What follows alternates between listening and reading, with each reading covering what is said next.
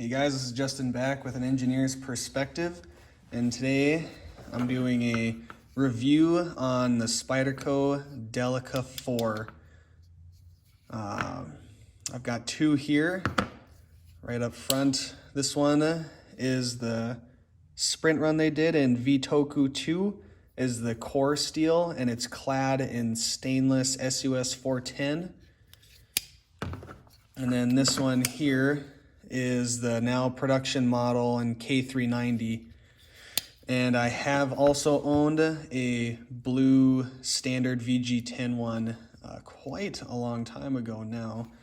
So it's been a number of years, but I'm gonna look at mostly these two specifically, more or less, but let's just kind of get into it. So the Spyderco Delica 4 has this full flat grind that you can still get it in a saber grind, I think, but I say just steer clear of that unless you're looking for a harder use knife. But I don't know, it's like wasted potential to me, so I recommend you go for this full flat grind. We're gonna start talking about geometry here because that's the most important thing to me, but it's got a good grind on it. It's very thin at the spine. One of my favorite things about Spyderco blades is this distal taper, is because you get such a thin blade out here. Even on like a paramilitary 2, it's very thick back here. But if you use the front half of the knife for tasks like cutting through an apple, you won't split it. But the Delica is just thin through and through.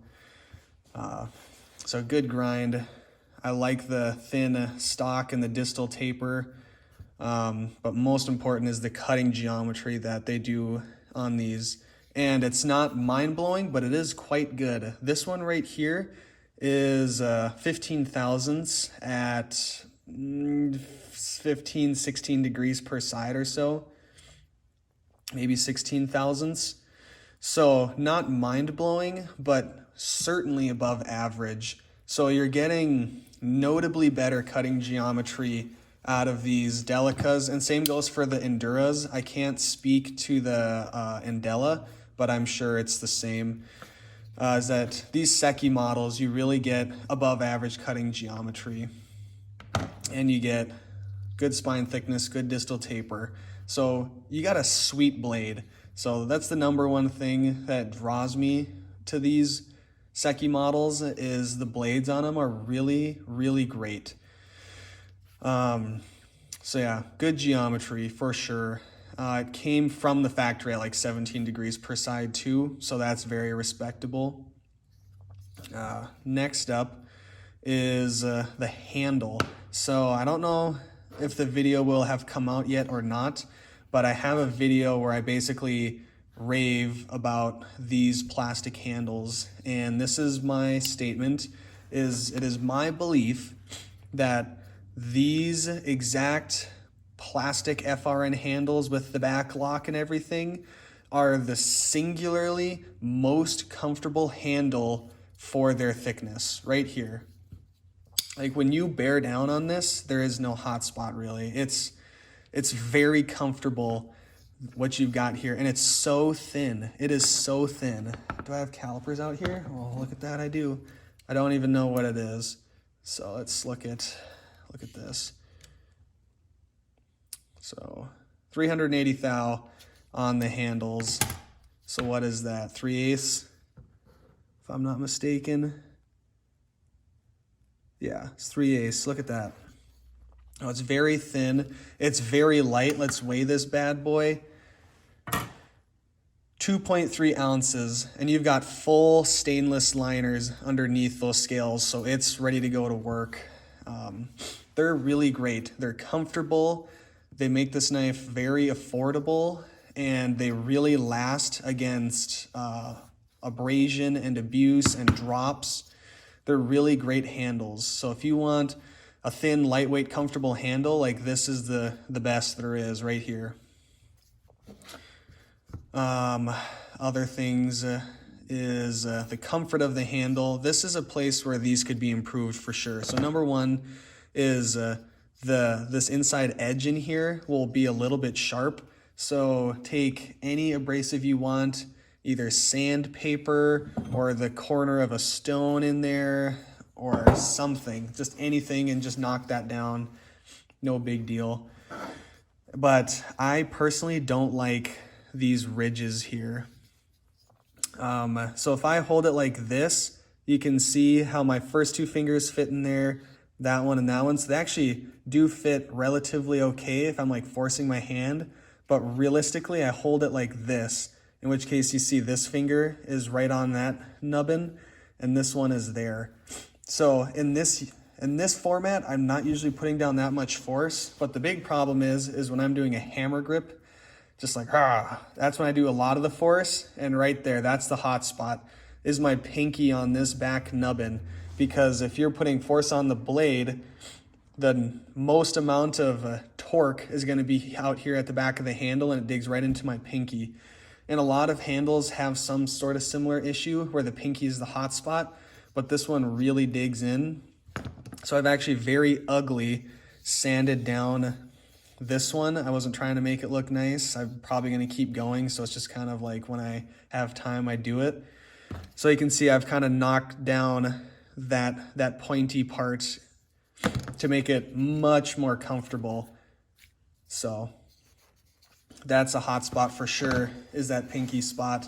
But honestly, what I do is if I'm really getting after, I notice that hot spot, I'm most comfortable holding it here, but I just back off a little bit and then my fingers line back up again. So that's what I do. I don't like leaving this gap when I'm really getting after. I like to be up on it, but not a big deal. So really good handle, not perfect, but really good handle, really good blade and geometry. I forgot to talk about steel, and that's the really important thing on these guys. Is that the standard one comes in VG10. Spyderco seems to run it soft. I'm going to be honest with you. If you buy that blade and it's your first good blade, it will be amazing, but just probably pass on it. Honestly, it's just too soft. I understand why they run it that soft, but just pass, all right? What you're going to want to get is either a sprint, and there's tons of sprints that come out in this. There's tons of good ones because the sprints represent good steel and very good value because they're usually not that expensive. Or what I recommend over sprints now that this exists is buy this one in K390. It is awesome, guys. They do a sweet job on this K390. It's around like 64.5-ish Rockwell, so very high hardness. It's a non-stainless PM steel, so you get very high toughness for, just cut myself a little bit, for its wear resistance, and it's just as tough as you need it to be. It's not going to chip on you within reason, like any other steel. And it's, like a 10V class steel, meaning it has like almost 10% vanadium in it. And the way that it sharpens is great, and the way that it breaks down is great, because those has so many vanadium carbides in there that as it wears away, you get these vanadium carbide teeth that stick out, and they're much more refined than you would think. So don't think it's like a gravel road of an edge. They're very refined, especially if you take this to a diamond strop as you're carrying it. It keeps this like surprisingly refined edge, but those teeth are always there and they always cut. And that's the thing, is even when this gets to a point where it won't catch on your fingernail anymore, this one obviously does, you'll feel the edge and it'll feel surprisingly fine to you. But even when that stops, which it'll come right back if you strop, but even when that stops, you'll go to cut something and it just will do it. You will think, no, my edge is gone enough where it won't cut things like I think it will, and it just does. That's what makes K390 10V, and Maximate is very similar, a slightly different feeling, but very similar. That's what makes them so great. And you can get this model right here for, I think, $115, which might sound a lot to you to get a plastic knife that, I'll be honest with you, has up and down blade play. From my experience, they all do. All the Seki City backlocks have up and down blade play. I've had five Seki backlocks, and each one of them had up and down blade play. This one has a little bit of side to side. Actually, this one does too, I'm surprised. They do have phosphor bronze washers that make them, so now we're talking about Lockup here. They do have phosphor bronze washers that make them pretty smooth, but the blade is pretty light, and just the way that they're done, they don't feel nearly as nice as like a native lightweight does. So, this is kind of how I operate it. I flick it out. They all flick out really great. Even middle finger flick, they flick out awesome, but I just depress that lock and I just kick it over and do that. Or you can even lock it down like that or whatever. So I can't, most of them, this one you can, it just has loosened up, but for the most part is you won't be able to tighten this screw down enough where you have no side-to-side play and be able to kick it over like this easily, okay? So if you're fine with doing this all the time, then you're good.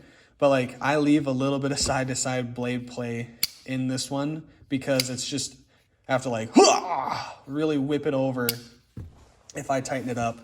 It's a little bit nicer on the Endura because the blade's heavier, so it'll kick over easier. And the Delica is the smallest of the Delica series. Of course, you get the Dragonfly. I have no experience with those though. But the Lockup is not great, and it's definitely the biggest downside to these knives by a long shot, in my opinion. But it's just good enough is where it's at for me. It doesn't really bother me on these knives for some reason, but like where I have just a total adoration, love the Native 5 is I don't have that on these models basically because of that, because the Lockup is just not amazing. But it's not a hard use knife. It's thin. It's thin everywhere, but it can get good work done. You don't have to worry about the handles or anything. I don't even think it needs liners, but by adding liners, Spyderco is able to make these thinner, so take it for what it's worth. So yeah, I think I covered everything I wanted to talk about. All the things that are important to me that I kind of think about and notes about this. One thing I did want to say while I got these out here is K390 can be very intimidating, but it's not that bad. I really recommend, well, you basically have to get diamond abrasives. So be that very inexpensively these days with Work Sharp products. You got diamond abrasives. You can get them so cheap, so easily now. So Work Sharp, there's DMTs, there's the Veneve diamond waterstones, resin bonded waterstones here. So you can get diamond abrasives very easily. I really recommend that you have a coarse and a fine on this, on the K390. So starting at like a 320 grit or so, work up to like a 700 grit or so, and then finish on a diamond strop or CBN. So something like this. And you will just have an edge that just sings. It's awesome. I will say that K390 and 10V have a slightly temperamental burr, so you really got to make sure you completely deburr it. Like, it'll reduce down to where you can't even feel it anymore. You think it's gone, but it's still there. So just be warned that it's very easy to reduce the burr, but you got to work a little bit to remove it. And, K390 and 10V have slightly different chemistry, and the heat treats are different, obviously. But I pretty much can't tell the difference in sharpening. So they both have that temperamental micro burr. But yeah, it's just it does a lot of things well. It's one that just ends up in my pocket and I just forget about it, especially this K390 version, because it just cuts and cuts and cuts. But I really like this Vitoku 2 version also because of how easy it is to get a screaming edge. It's a carbon steel, it's pretty basic. So yeah, it ends up in my pocket and it just stays there for a while. And I don't really think about it because it just works. It just cuts so well. It's so light, it's so slim. It is comfortable. It's just a great knife, guys. And the value proposition of these K390 Seki models is out of control. There isn't a better knife you can buy than this. Objectively, as a knife, this is pretty much as good as it gets. The best steel with the best heat treat with almost the best factory geometry you really see on mass-produced knives, and a handle that's comfortable and that's slim and lightweight. Like, what more can you ask for? Really, it's a better lockup. If it had a lockup like a Native 5, I would say, and if they completely radiused this for me, this would be the best knife ever made, in my opinion.